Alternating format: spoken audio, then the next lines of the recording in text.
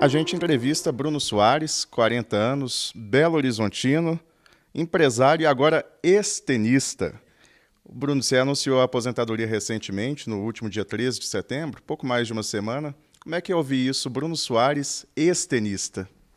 Ainda é um pouco estranho, tem que me acostumar com isso. Por mais que acredito que eu estava, a gente vai ver nos próximos meses, super decidido, né, em encerrar. Acho que era o momento certo para mim de fazer essa transição, já estava bem preparado para isso. É difícil, minha vida dos últimos 22 anos foi essa, né, chegar em casa já com a cabeça na próxima viagem, já preparando para o próximo torneio, já treinando aquela loucura toda e de repente eu chego aqui e não tem viagem para programar. Tem outro tipo de viagem agora para programar. Então é uma mudança radical, mas que por enquanto ela tá caindo bem. Por que a aposentadoria nesse momento? Olha, eu venho pensando muito nisso nos últimos 2 anos. Eu acho que a pandemia me ajudou nesse processo no sentido de entender como é que seria o Bruno Soares sem o tênis. Né? Todo mundo, de repente, foi obrigado a ficar 5 meses sem jogar e para mim, aqueles 5 meses vieram de uma forma tranquila. Né? Dentro de toda a loucura que a gente vive, óbvio, não estou falando de pandemia, estou falando da sensação de não estar competindo, caiu para mim de uma forma tranquila. Então eu comecei a enxergar ali que eu estava preparado para uma transição quando eu quisesse. E aí fui, né, ventilando essa ideia e esse processo levou 2 anos e pouco, mais ou menos, até eu me decidir parar. Eu acho que veio num momento muito bom, 40 anos, o corpo já começou a dar alguns sinais de cansaço e eu queria parar jogando bem no circuito ainda, jogando os maiores torneios, sendo competitivo e foi, acho que o momento certo para mim. Daqui a pouco a gente continua falando sobre a aposentadoria, mas vamos voltar a 40 anos. Você nasce aqui em Belo Horizonte, mas com 2 meses de vida vai para o Iraque. Que lembranças que você tem de lá? História maluca, principalmente se você pensar no Iraque nos dias de hoje, mas em função do meu pai, com 2 meses eu vou parar no Iraque. E lembranças muito boas. O povo árabe é um povo muito bacana, muito amigável, muita gente bacana, muito brasileiro lá naquela época, então eu cresci num ambiente brasileiro, colégio brasileiro, na maior parte do tempo.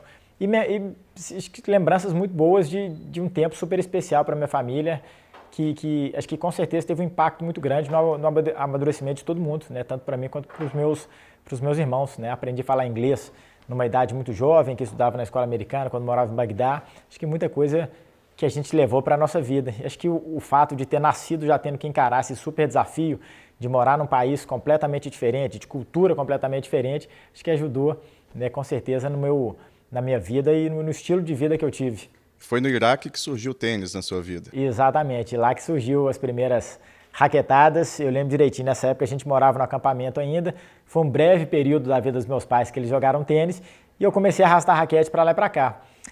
Pouco tempo depois meu pai foi transferido para o escritório em Bagdá e quando chegou lá eu pedi para ele, falei que eu queria fazer uma aula de tênis. Por coincidência, a gente morava numa parte hotel, tinha uma quadra de tênis na parte hotel e um professor e foi lá que eu dei minhas primeiras raquetadas. Você quase pegou uma guerra, a Guerra do Golfo no Iraque. O meu pai pegou.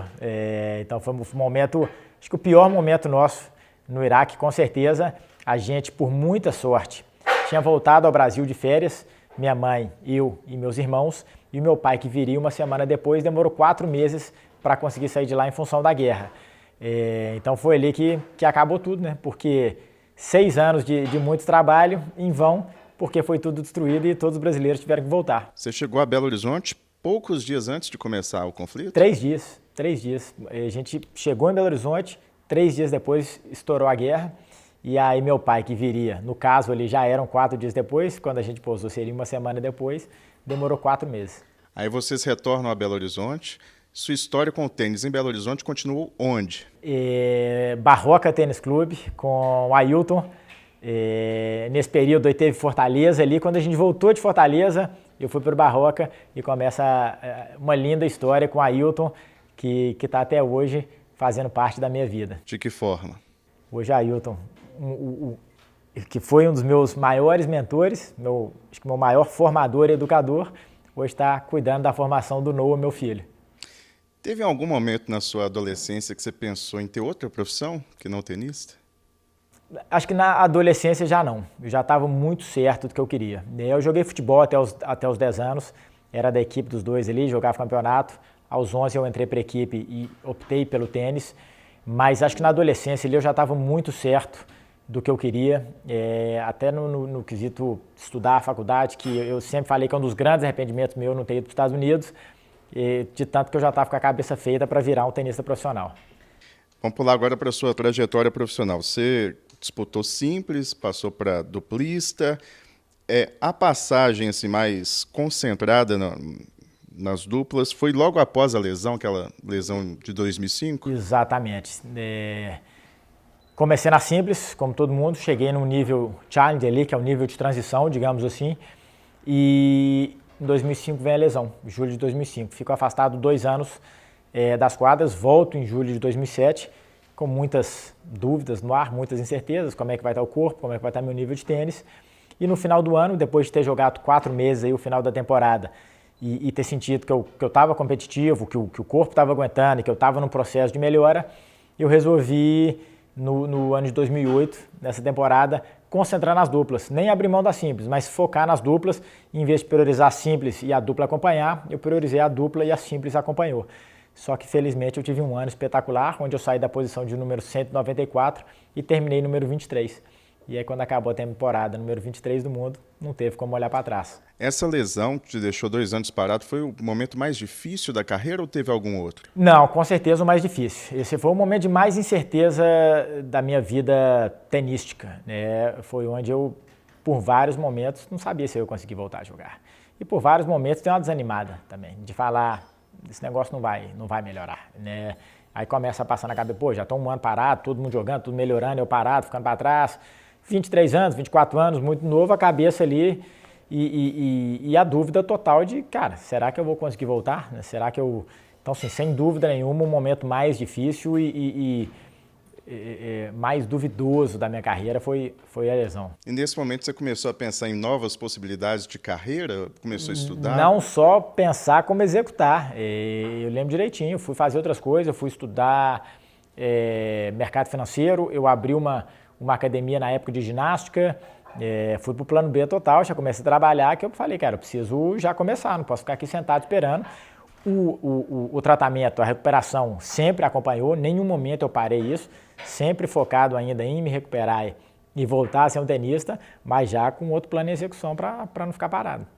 Carreira como duplista deu muito certo, 35 títulos mais 3 mistos, né, em torneios da ATP, Australian Open, US Open 2016, US Open 2020, 4 Masters 1000, em duplas mistas, campeão do US Open 2012, 2014, Australian Open 2016.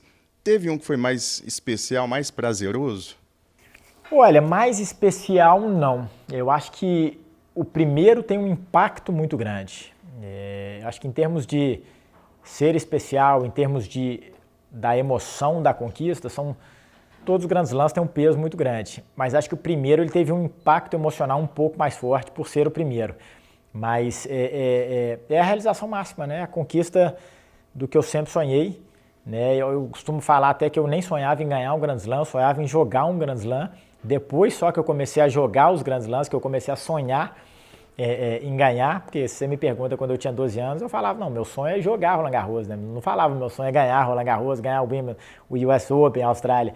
Eu falei, quero jogar. E aí depois que virou. Então, assim, a realização, uma das, né? A realização máxima do esporte ali. Você foi o melhor duplista em 2016, em 2020, chegou ao 2º lugar no ranking. Você não imaginava em momento nenhum que você conseguiria subir tanto assim na carreira? Eu acho que uma vez que eu cheguei lá, eu comecei a acreditar nisso aí, que eu poderia. Mas eu acho que eu fui ter uma real... Eu sempre me considerei um grande duplista, eu sempre sentia que os torneios que eu estava jogando, que eu era acima da média que estava ali. Como eu nunca tinha sido exposto ao nível ATP, eu não tinha muita referência. Via pela televisão, acompanhava, né, em Copa Davis ali, Jaime, Guga, eram minhas referências. Depois que eu comecei a participar, eu comecei a ver que meu nível estava para aquilo ali, né? E aí já 2, 3 anos no circuito, eu comecei a olhar e comecei a jogar de igual para a galera que estava no top 10 e no top 5. Aí eu falei, cara, eu tenho condição de conquistar coisas grandes. Então, né, vamos focar nisso aqui que eu estou ou igual ou muito próximo dessa turma. Como é que você tá num avião, assim, você olha para baixo, aquele tanto de terra, aí você pensa, ninguém joga tão bem quanto eu. Como é que é isso, assim? O atleta que chega nesse nível tem noção do tamanho dele ou você não tinha? Não, eu acho que tem, Esse tipo de pensamento passa na cabeça, né? Eu acho que a história, né, é a realização de um negócio muito grande dentro de mim, né? Eu sei que é um feito muito grande para todo mundo, mas dentro de mim ele sempre teve um impacto muito grande, porque se você voltar ao filme lá atrás, né, das primeiras raquetadas no Iraque, depois de começar a treinar numa equipe, depois dos primeiros bate-papos, eu lembro das minhas primeiras conversas, entendendo o que era um Grand Slam, entendendo o que era ser um jogador do circuito, depois começando a frequentar isso aí, sendo calouro na turma na Copa Davis, jogando juvenil. Então, assim, quando chega esse feito, você fala, nó,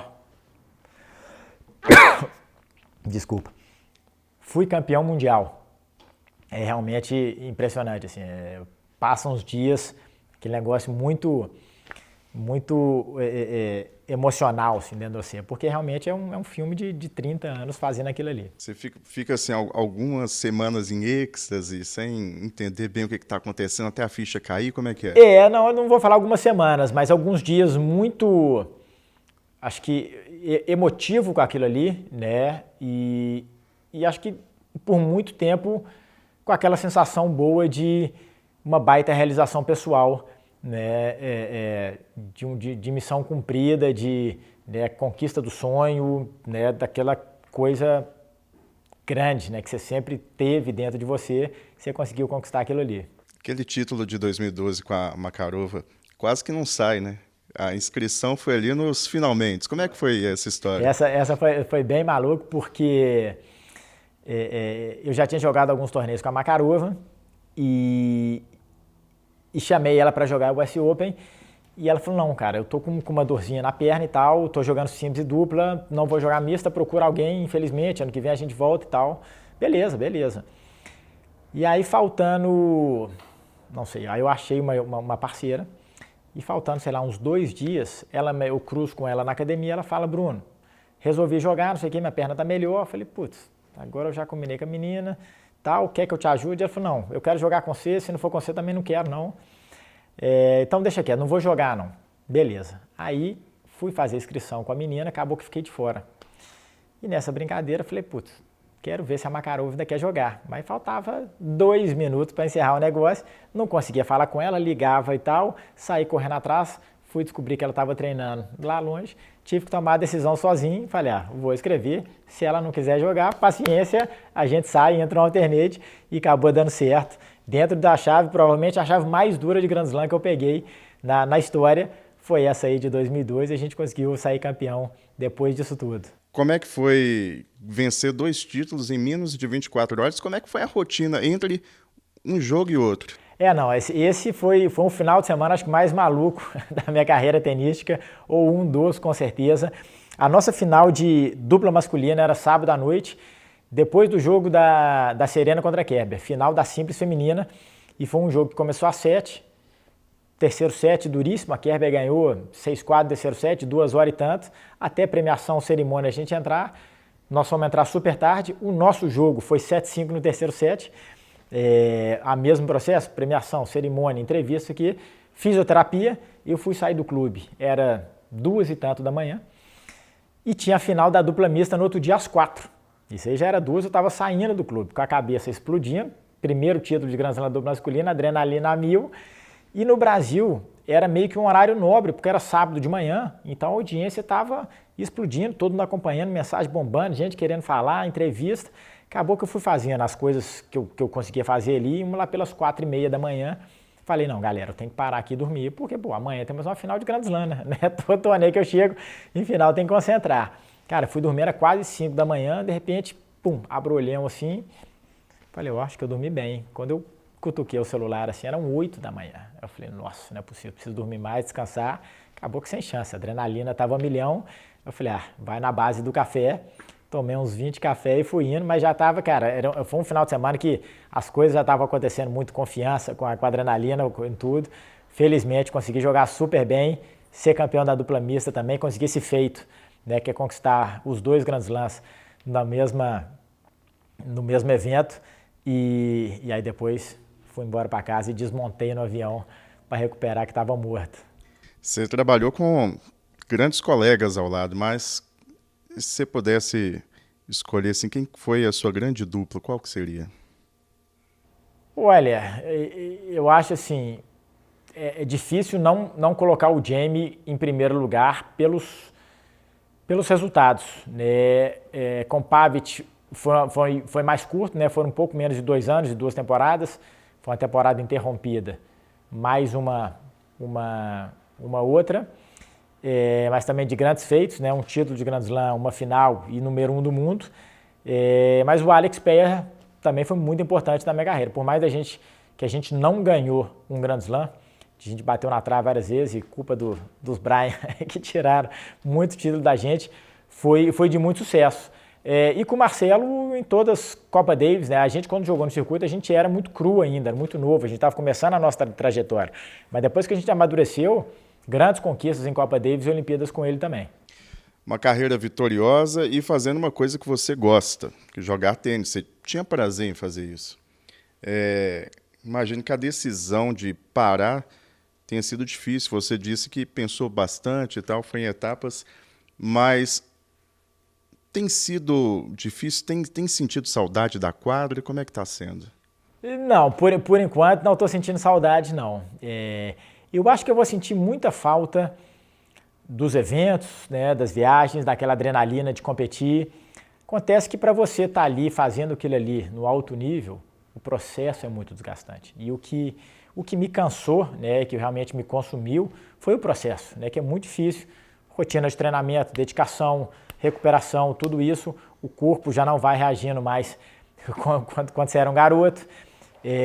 Então, assim, eu não estou com saudade disso. Com certeza, eu acho que quando tiver um torneio grande, que eu estiver acompanhando a turma pela TV e vendo, vai me dar saudade da competição. Mas não estou com saudade do processo, não. Na sua postagem que você anunciou a aposentadoria, você fala que um ciclo se encerra e outro começa. Qual é o ciclo que começa agora? Não, eu acho que agora é o Bruno, vamos botar ser humano normal, né?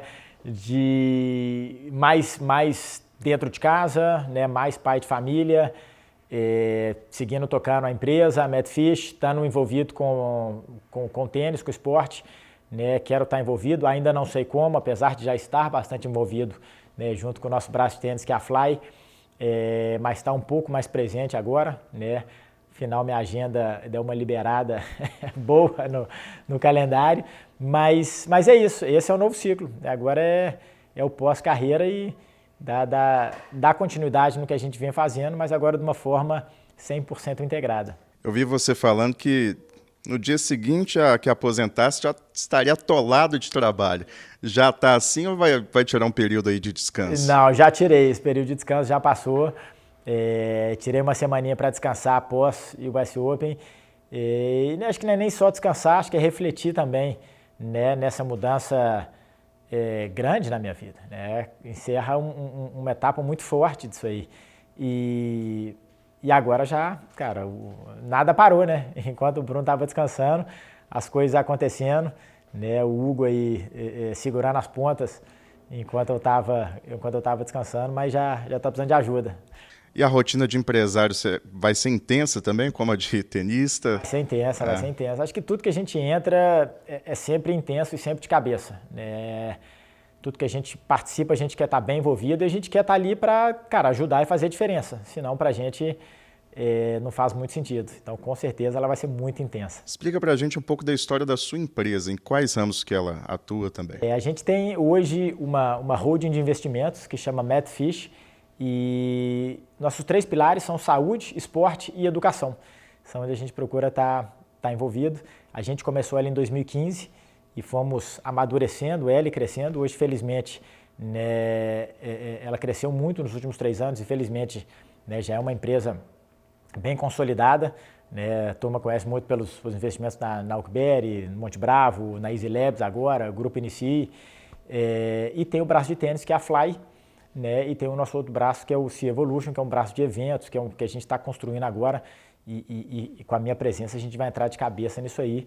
Então tem muita coisa para fazer e fico muito feliz de ter feito isso, né? E é o que eu falo muito com a garotada que está em atividade ainda, é conseguir ter preparado a minha transição, né? Para não falar, pô, aposentei e acordar no outro dia e falar, putz, e agora, né? O que eu faço da vida? Então, para mim, essa transição eu já queria ter feito ela super bem pensada e felizmente eu consegui executar. Você já meio que conciliava um pouco da empresa com... Total, nos últimos anos total. Como eu falei, a gente começou ali em 2015, né? Começou pequena e foi crescendo bastante. Desde 2018, início de 2019, ela já pegou um corpo muito grande. Então, os últimos anos todos já conciliando aí quase que 50-50. E como é que é o seu dia a dia na empresa? Você atua na parte de gestão, de estratégia ou é de outra forma? Como é que é a sua rotina? Minha rotina, eu sou o braço direito do Hugo. O que o Hugo fala, eu faço. O Hugo é nosso CEO, mentor, e ele é o cara que lidera a gente. Eu procuro participar, como eu falei, a gente tem o braço de investimento, onde a gente procura estar presente nas empresas, mas a gente não está no dia a dia. Então a gente sempre procura, né, ter uma cadeira no conselho, tá bem participativo, né, nas decisões. E o braço de tênis, aí sim a gente está bem mais envolvido nisso aí. Mas agora que eu vou ter mais tempo, vou estar bem mais atuante nisso aí. O investimento que você fez recentemente foi em medicamentos à base de cannabis, né? Você disse que usou esses medicamentos, não sei se usa ainda. Até hoje, comecei em 2017, fez parte dos últimos 5 anos da minha carreira. De que forma que eles te ajudaram e como é que você enxerga o tabu em torno disso? Olha, é engraçado que na época, quando eu li a respeito e fui me informar, foi 2017, lendo uma matéria de um outro atleta, eu fui conhecer, não tinha a menor ideia, não sabia nada sobre esse tipo de medicamento e eu sempre fui muito averso aos medicamentos sintéticos. Nunca gostei de usar, nunca gostei daquela sensação de te prescreverem um remédio e falar, ó, toma esse remédio para isso aqui, mas toma esse outro aqui porque ele ataca o estômago e esse outro aqui porque ele ataca a cabeça. E de repente você estava tomando 3, 4 remédios por causa do negócio que você tinha. Então eu sempre evitei aquilo ali. E lendo mais a respeito desses medicamentos à base de cannabis, tinha 3 coisas que sempre foram muito fundamentais na minha vida, que era ele é altamente anti-inflamatório, controle de ansiedade e auxílio do sono. Então, para mim, eu falei, esses 3 pilares é meu dia 24 horas, né, que eu estou lidando o tempo inteiro com inflamação, meu corpo está constantemente, né, cansado e inflamado, a ansiedade é presente, por mais eu não ser um cara ultra ansioso, mas a ansiedade faz parte do dia a dia, de treino, de rotina, de viagem, de competição, jogos importantes. Cara, e sono, né? Você vai ficando mais velho, a qualidade do sono vai caindo, é normal, e tudo que você consegue te auxiliar nisso aí. Então eu fui aprofundando nos estudos, li muita coisa, mandei muita mensagem para médico, né, pedindo informação, e fui conhecendo e fui começando a colocar isso aí no meu dia a dia, e depois que eu vi os benefícios, né, e senti os benefícios, nunca mais parei.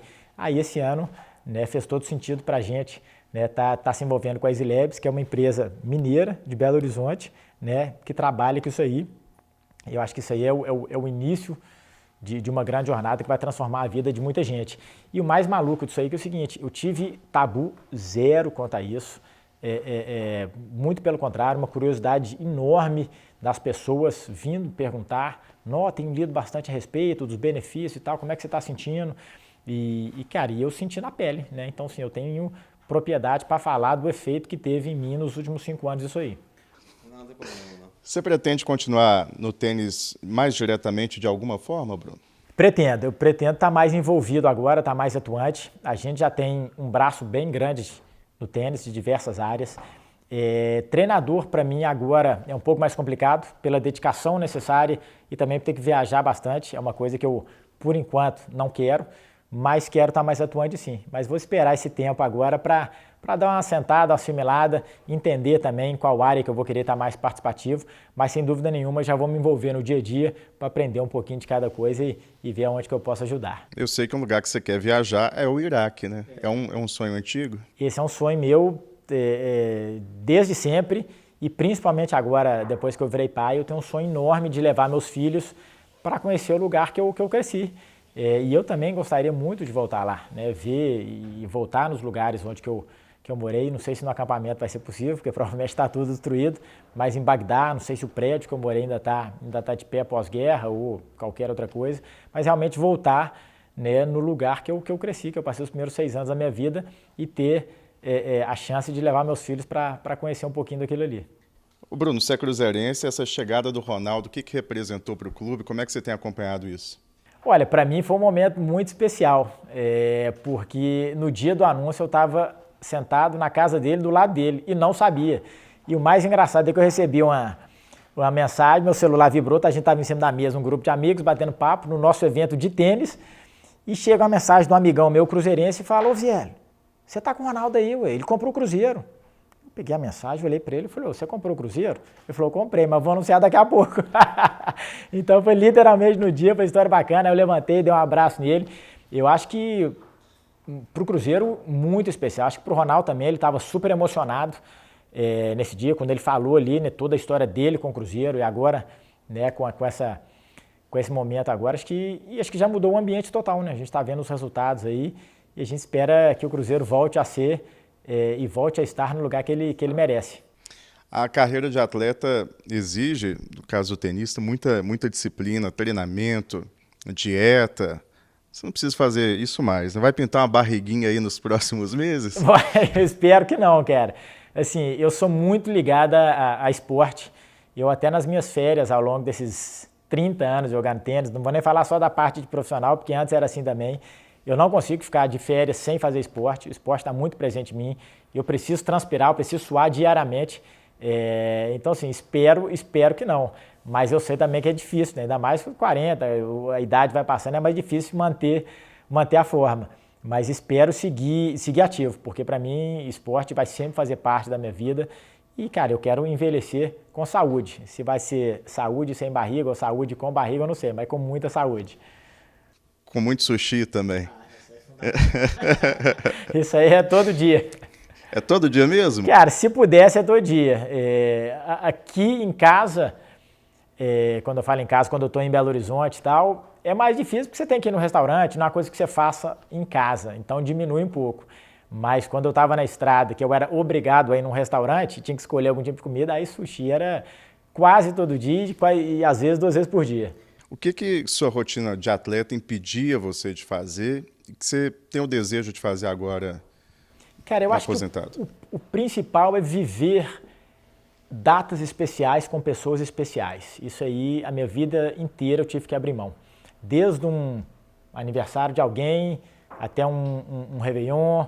A única data que eu tinha, e uma data que para mim era muito bacana, é o Natal, porque o Natal também é aniversário da minha mãe. Era a única data que eu tinha certeza e eu sempre passei a vida inteira. Cara, mas meu aniversário nunca passei com ninguém. Nunca passava com os meus filhos também, porque eu estava sempre na estrada, e esse tipo de coisa. E pequenas viagens, cara, um carnaval com os amigos, uma viagem para fazer alguma coisa, né? Quando a turma se encontrava para um evento, sei lá, para ir para a praia, viagens, coisas simples ali, mas que tem uma importância muito grande na vida do ser humano, que é estar perto de pessoas que você ama. Isso aí eu sempre tive que abrir mão. Eu acho que isso agora, não tendo tênis, eu consigo ter, pelo menos me organizar para estar presente nessas situações. Já está pintando uma nova geração Soares no tênis? Uai, espero que sim. Noah já está no tênis desde os 3 anos. Apesar de agora estar maluco com futebol também, então está nos 2. E a Maia acabou de começar a dar as primeiras raquetadas e espero que goste. O Noah gosta bastante, né? Tá até hoje, 4 anos já jogando tênis. E a Maia tem gostado, já teve umas 5, 6 aulas e chega super feliz, contando como é que foi e tal. Então espero que o bichinho pique ela também, pique os dois, né? Que a gente possa ter uma história, não sei se como profissional, mas que use o tênis como plataforma de educação. Fechamos, Bruno. Muito obrigado. Bom demais.